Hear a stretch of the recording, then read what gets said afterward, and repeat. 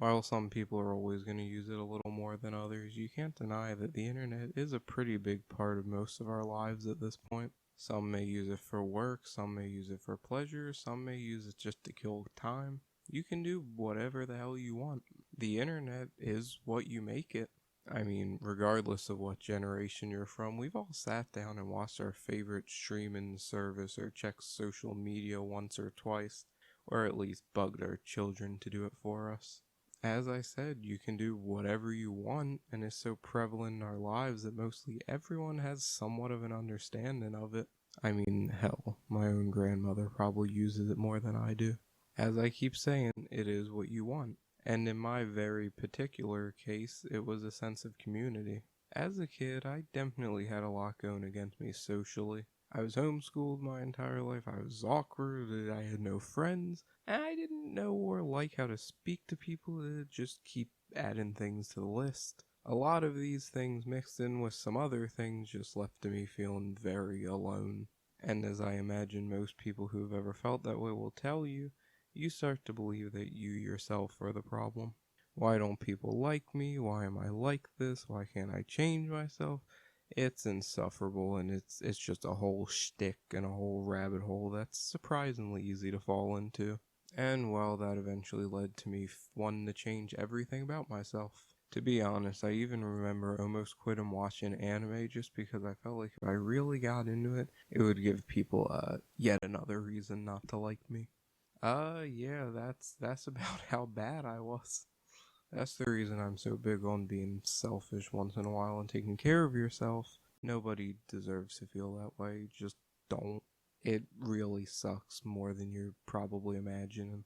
What really pulled me out of that, or at least started to, was the internet. How exactly is a whole other story I might get into another time, but basically the internet gave me a place I finally felt like I belonged. This magic thing connected me to the entire world, and I got the chance to talk to all these different people I never would have known existed. All of these people who, while different from each other and sharing different opinions, all likes the same things as me, and were part of a community, something I never really had. My time with the internet over the last almost decade now, yes, I use it later than most, hasn't all been great.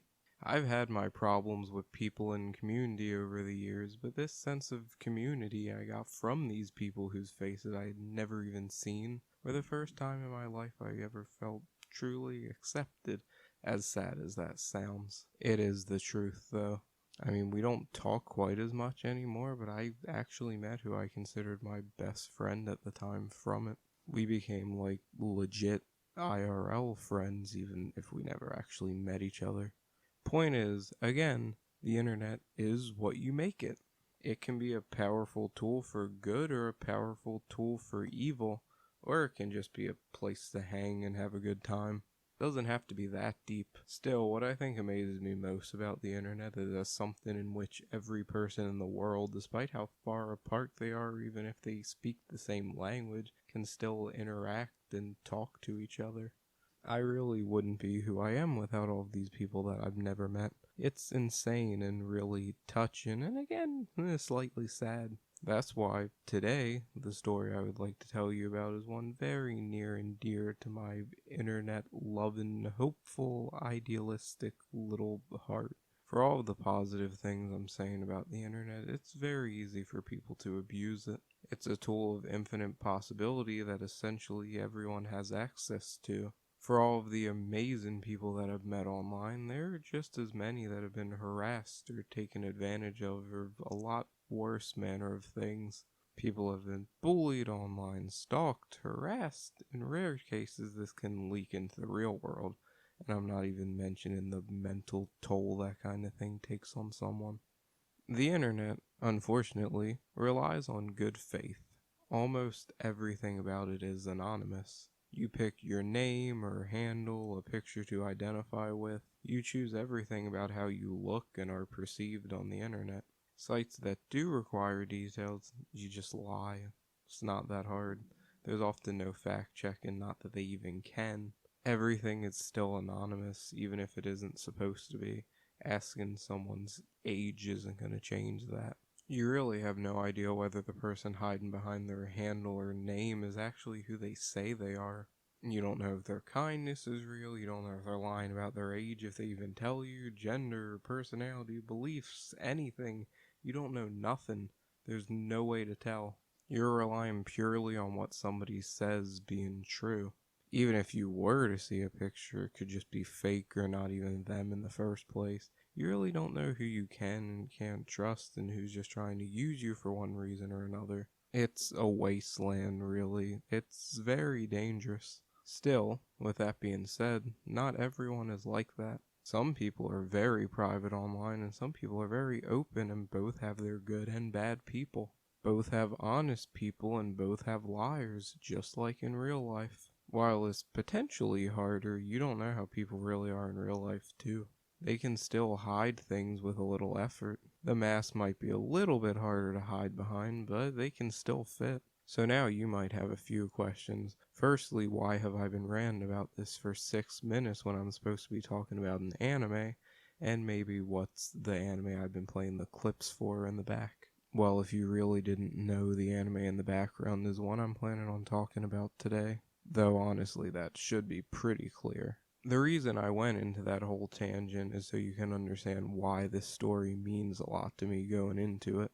That's because, for as complicated as all of these topics sound, in only 10 episodes, well I guess 11 with the OVA, Recovery of an MMO Junkie, or the much funner to say Japanese name Metyuu no Susume, manages to showcase all of these things in a very interesting, albeit idealistic way that really touched me a lot when I was younger. Since then, I've thought about the series on and off for a while, and I've always wanted to rewatch it, and I figured now's about as good a time as ever.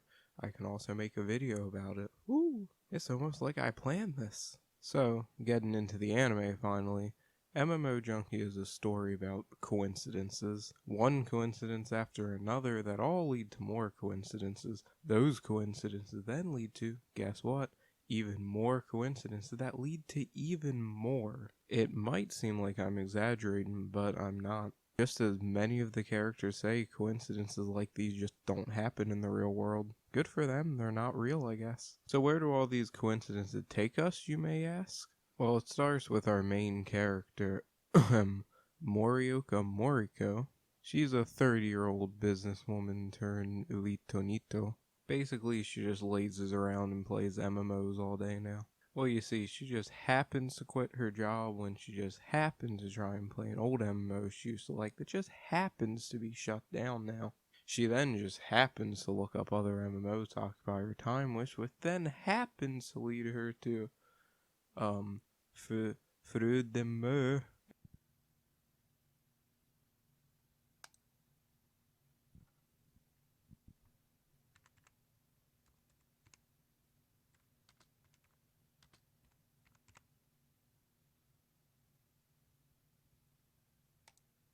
Fruit de mer. An MMO where she meets a girl named Lily who just happens to be super nice and teaches her how to play the game. They eventually just happen to become friends, and our Elitonito just happens to join their guild, and they all just have a great time hanging. That on its own doesn't sound all that odd or like there are too many coincidences at all. That's because I left out a lot of very important things. Like, what if I told you that Lily was actually a guy in real life? Yeah, that means their strange gender-bent MMO relationship could still potentially work in real life. Not that Moriko wouldn't have gone for Lily either way, let's be honest. And you know, Moriko does play a guy in the MMO, so yeah, it could still work. She has some of it in her. So this odd MMO gender-bent situation is a little weird, but you know, still works. Well, what if I told you that they actually knew each other in real life? Yeah, getting slightly more unlikely, but still within the realm of possibilities, I guess. Well, what if they were also best friends in that MMO that shut down earlier? Yeah, the story is basically saying that there's only two people who ever interact with each other online, I guess. Very, very, very, very, very, very, very unlikely, but it's still possible. In simpler terms, the MMO is basically about a female NEET who plays a guy in an MMO, slowly starts to befriend and fall for a girl who is actually being played by a guy, before eventually realizing their feelings for each other in real life because they just happen to know each other. Oh yeah, and Moriko, like, also knows one of her guildmates in real life who work at a convenience store. Yeah, don't tell me the odds. It's honestly a pretty insane and out there story. Normally you could make an argument that this is just full of bad writing. I mean, coincidences are usually a bad thing when trying to tell a good story. Can show a writer's inexperience at making a convincing tale or just completely crush what little suspension of disbelief you have. There's something that, while necessary at times, you want to try and avoid relying on too much. Well, MMO Junkie just says a big ol' screw you to that and makes a story full of literally nothing but them, and it actually works pretty well. Not only for the fact that it's very self-aware of how insane the story is, but also because it could technically work in real life. Technically. Is it unlikely? Yes. Is it insanely improbable that anything like this would ever happen? Uh-huh. But is it impossible? Almost. But you can't tell me it is. It can happen and you can't prove it otherwise. I want to believe in this, okay? It's really cute. Just let me have this. I just want this win, okay? Do I think this means that some female need has ever met a guy in an MMO and fell in love with a girl played by a guy in real life? No. But I mean, it could happen. It could. I honestly think that's part of the very illogical reason I like the series a lot. It just appeals to my dumb little heart and makes me really happy. I have plenty of actual reasons for liking it. One of them is that it's very sweet, but it's also frankly hilarious. I'm not even that big of an MMO guy, but I found myself laughing at all the jokes, whether they be from Morioka's shenanigans or just the very MMO-centric humor. I'm pretty sure just about anyone who's played an MMO for more than an hour would laugh at a lot of the humor this series has. As I said before, it's very, very self-aware in every aspect, not just in its borderline abuse of coincidences to tell its story. It's very much an MMO story made for MMO fans. Still, you don't have to be some super fan, though. You just need to have somewhat of an understanding of the genre, and the humor does expect that. There's jokes about gotcha roles, character creators, quests, different types of characters. It's all there. Still, though, the biggest aspect of an MMO will always be the relationships you form while playing it. I mean, it does stand for massively multiplayer online. It's literally written in the name. I know that the fun I've had from the few MMOs I've played has never been from the games themselves. It's been from finding cool people and chatting and exploring with them for hours. That's why people like MMOs. They like just hanging out and meeting people and playing games together. They like striving for the same goals together as a team. It becomes more than just about the game itself. MMO Junkie knows this, which is why the actual MMO is really just an afterthought. It's used for humor and a way for these characters to meet and a setting for the story. That's it. I couldn't tell you anything about the actual way the world works because it isn't that important. I don't even know how to pronounce the name. MMO Junkie takes that very relatable setting to a lot of people and asks the question of if there's a way any actual romance could blossom from it. And despite how many coincidences it would take, yes it can, and I do love that. As anyone who's ever read my blog would know, I do love me some good love. All kinds of it. Relationships that look healthy, relationships that look unhealthy, relationships that can just be very unhealthy in general, and relationships that make me question life. I'm always good for a little self-reflective crisis. I love everything about them, and especially ones that show me something entirely unique, and that's what this series did. The internet is, above all, a wasteland. It's the truth. It's the most fitting word for it. It's a wide open world full of just as many dangers as possibilities, and if you're not prepared when you venture into it, it could swallow you whole. There's a reason we're always told the dangers of it. They're very prevalent. Every person you see could be blatantly lying to you. Any friends you think you have could just be using you. Everyone you think you like could be entirely different people. Everyone that you think likes you could also be lying. The internet is a wasteland where all of the dangers are invisible and friend is nearly indistinguishable from foe. That's the very sad and kind of tragic truth of the internet. But hey, it isn't all bad.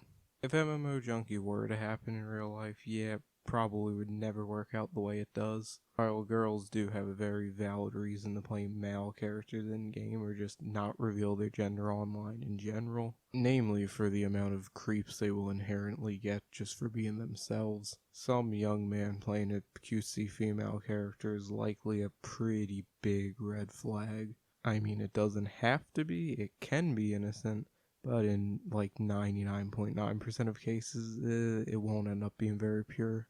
Probably is someone concerning behind that screen. This weird gender bent MMO turned real life relationship would likely end up very different in the real world, even if the star did align several dozen of times to allow that stuff to happen in the first place. While the internet is potentially a wasteland of awfulness and crappiness and general bad things, like those cheesy quotes about the lotus flowers say, though it would be a little bit better if it was a lily. The most beautiful lotus flower blooms from the thickest of mud. Light shines twice as bright in the darkness. I don't know why I'm waving my finger. I think you understand what I'm getting at. A kind traveler in a wasteland of super sucky awful people will always mean that much more. For some, that won't be worth it, and I understand that, but I believe that honestly makes all the difference. Maybe that just comes from me finding my sense of community online for the first time, but there are many people I would have never even known existed if it wasn't for this beautifully ugly wasteland that we call the interwebs. While you can never truly know how people are behind the scenes, I do feel like you can come to trust certain things. If you've seen someone's character and personality for long enough and they haven't set off any red flags, I feel like you can trust someone at least in some small way. Honestly, in my mind, if you fail to trust people who have never given you a reason not to, who can you actually ever trust? You'll just never trust anyone for all time and you'll just be alone. And just because someone has broken your trust before doesn't mean you should just stop giving it. That isn't healthy. What I think people fail to understand is that there's different layers to everyone. There's no such thing as someone's real self. We are a combination of many things and traits that make up our real selves. Just because someone might act slightly differently online than they do in real life doesn't mean they're lying to you or out to get you, or even that they're necessarily that different. It just means that different trait of their personality come out more in different varied environments. Morioka, I've honestly lost track of what I've been calling her at this point, tries to be a hard-working optimist online because that's what she wants to be, but can't quite manage it in real life. But eventually, through that effort, her online self starts to meld into her actual self to create a similar person, just like the words in that failed sentence. She's different, but similar. The internet lets you be whoever you want to be, whether that's the same or a whole different person, and over time, eventually the two do start to intertwine, I've noticed. Whether you want it to or not sometimes. I mean, I know I'm different. While my beliefs and general personalities are similar, I'm nowhere near the type of person to talk like this for however long this video is. I'm incredibly quiet, very reserved person. I barely ever speak a word in most real-life interactions unless with someone I know well, let alone speak 3,000 of them in this video. Does that make me some kind of awful, terrible, horrible liar online? Not at all. This me, the me you are hearing now, is just another part of that me that makes up the person that is me. It's the me I wanted to be, the me I still want to be, and the me that has slowly started to become the other me. You get me? We are not simple creatures by any stretch of the imagination. We are incredibly complex in every aspect. Those incredibly private online, never sharing anything about their personal life, I understand. Those who share everything, I also understand. Those scared of ever doing either, I understand. But I also know that just because people seem different than you imagine doesn't mean they're bad people or out to get you. Do me a favor and don't reduce people to less than they actually are, please. While it's true that MMO Junkie relies on a lot of good faith and coincidences to make his story believable, it is a very realistic look at the complexities of anonymity online and how it isn't always a bad thing. While a guy playing a girl and a girl playing a guy looks odd on paper, it's done for very realistic reasons and build a relationship of the two that isn't only sweet, but complex and believable. Quite honestly, it's the quintessential online MMO complex character study look at strangers in an online relationship anime, really, for what that's worth. Not exactly sure what the audience for that is, but I approve. While not all of us take it as far as to build a separate backstory or play the other gender online, many of us are not the same person on and off the internet. That's just a natural occurrence. It happens, and there's really nothing at all wrong with that. Different people take online relationships differently. Some will never allow them to be any more than that, and some will treat them with the same priority as normal ones. Some people can find love online, and some find friendships, while some would never dream of letting either happen and also judge people when it does. Still, that doesn't mean there's a correct or wrong way to feel. There never really is. It's up to you. That's why you feel it. I just know that not every person who seems to have different sides of them or is private online is necessarily a bad person. I think it's in our nature to want to learn more about the people we like, even if it is online. We want to know personal things about them as we would a normal friendship, but don't hold it against people if they choose not to openly share that information, and don't just assume they're some liar if they don't tell you. People have all sorts of reasons for acting the way they do, and a lot of the time it has nothing to do with outright being malicious. While the internet can be dangerous, there's a lot of kind people and happiness to find in it. Hell, this video wouldn't exist without it in a lot of ways. I would have never made the blog, I wouldn't have learned half of what I've learned, the channel wouldn't look as good as it does without all the artists I've met, nor would it exist at all. None of this would. You wouldn't even have a place to watch this video. I also wouldn't have began writing if not for people I've met online. Literally none of this would have existed without these strangers online who I've never met that have motivated me. And while I may not know them personally, and I'm sure they're different in real life, that doesn't mean I don't value my relationship with them any less.